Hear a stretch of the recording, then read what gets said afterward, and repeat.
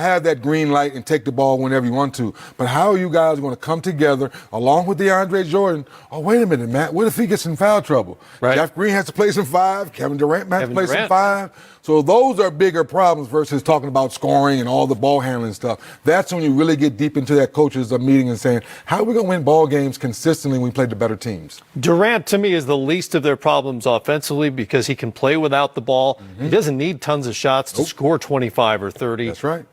They can use him in pick and roll if they want to. He hasn't done a ton of that in his career, but with Harden, with Kyrie Irving, of course, it's the other two who basically are both point guards.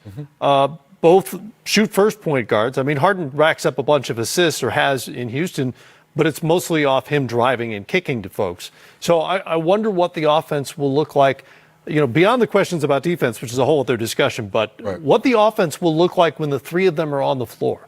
Well, I think that's what I think Steve is trying to figure out. If we have some type of flow, if we're in the half-court set, what does that initial play look like? If you're in the pick and roll where you're playing to James Harden's strength, yes, be in the pick and roll. But if it's a 1-3 pick and roll, they're probably going to switch that, Matt. And now guess what? You're feeding right into the defense's hand, one-on-one basketball, everyone stands still, and now it's all sets of eyes on the one-on-one player. That's the thing that Steve Nash has to figure out is how do we get flow? Is it 1-5 pick and roll? Now it's harder to switch because now DeAndre Jordan's on the point guard and now you can, go at the mismatch.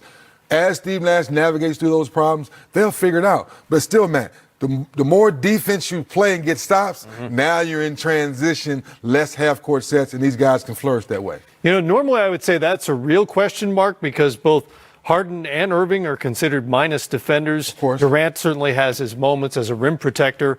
But I don't know. The league has is tilted so much to the offensive side of things.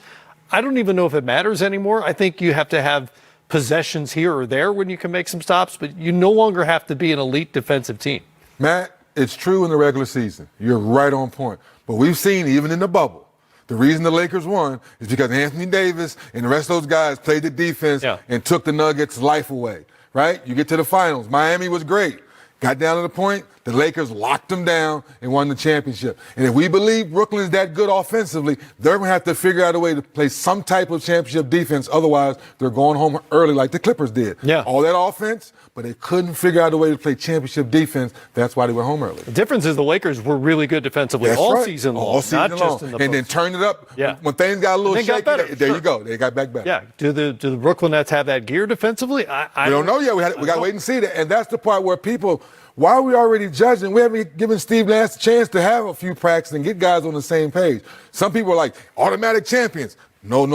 I want to wait and see. Let's let them play a couple games. No. We can't do that. We have to do it immediately. You have to have a hot take.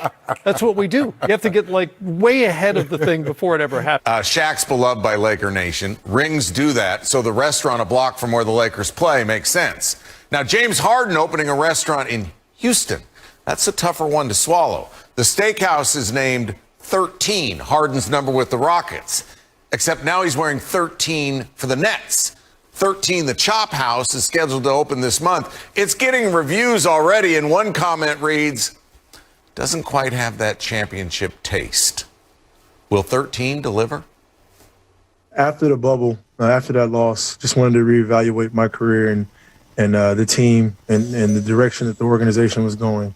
And, as time went on and free agency and things like that started to go on, it was like, well, I felt like we didn't have a chance, and so I think at the point in my career, it's not about money. It's not about anything else but having a chance at reaching the ultimate goal. Is to winning at the highest level. From your post-game comments after the Lakers lost to what your teammates were saying about you as far as being disrespectful, it got pretty ugly at the end of your tenure in Houston. Is there any part of you that regrets the way that it ended? I wasn't disrespectful to anyone. Those guys, I just got there, Houston. I've been there for a very long time. I've been through all the ups and downs, with that organization. And I wasn't disrespectful towards anyone. I just made a comment. So there were some things I felt like out of my character. But the ultimate goal was to get somewhere, where I can compete. And here I am in Brooklyn. I have nothing but love and respect for that organization, that city, and everything that they've done for me and my family. And It's not a guarantee that me coming to Brooklyn is, guaranteeing the title. But I think for me, giving myself a chance is very, very important. And I mean, you just look at this entire roster and it's built for any style of basketball you want. And then the coaching staff who, knows the game of basketball at a high level. You just add that all together and it's like, that's a legit chance right there. It was a no-brainer for me. All right, so after all, we couldn't let Paul go without talking about this. Okay, so now you got James Harden added to a team with Kyrie Irving, we think, and Kevin Durant, all ball-dominant players. Yeah. Let's talk about on the court first. How's this going to work? Well, it's going to have to be some type of sacrifice. Who's going to be able to not have the ball in their hands when they're used to having it in their hands most of the time? And if these players are true to themselves and they say to each other, we want to win a championship, then you're going to have to take the sacrifice, which means we're not going to see all these isolation plays that we're used to seeing from James Harden in Houston. We're not going to see Kyrie dribble the ball 24 seconds until he can get a shot. This is Durant's team, and everything has to go through Durant. And if they can understand that, this team has a great chance. But listen, who doesn't want this trio on the court? Because they have all the ingredients. And one of the main ingredients to win a championship is you have to have a top 5 player. If you look at it every year, and they have 2 of them. Okay, so you say it's Durant's team, okay? That's Durant's team. On the floor, okay? So now we get to the locker room, and these are some complex personalities that we have here, all 3 of them. How does that work? Well, you said Steve Nash has the toughest job in North American pro sports? Steve Nash has the toughest coaching job in sports because not only does he have to probably redesign his offense, he has to manage egos. He has to make sure everybody's happy. And now the pressure's on. Yeah. It's championship or bust in Brooklyn. And it's his first year. Hey, as a coach. It's his first year. And so that's why I feel like he has the toughest job because you got a guy with no coaching experience, coaching 2 of the top 5 players in the league. Kyrie is arguably top 10. And so there's a lot of pressure there in Brooklyn to win a championship. If you had to guess right now, I'll put you on the spot, how far do they go? I believe this team can get to the finals. There's no excuse. You got Durant. Wherever Durant goes, you have finals on your mind. And then you add Harden. And you have Kyrie. This team can go to the finals. All right. If they can keep it together. If they can keep it together, they can sacrifice.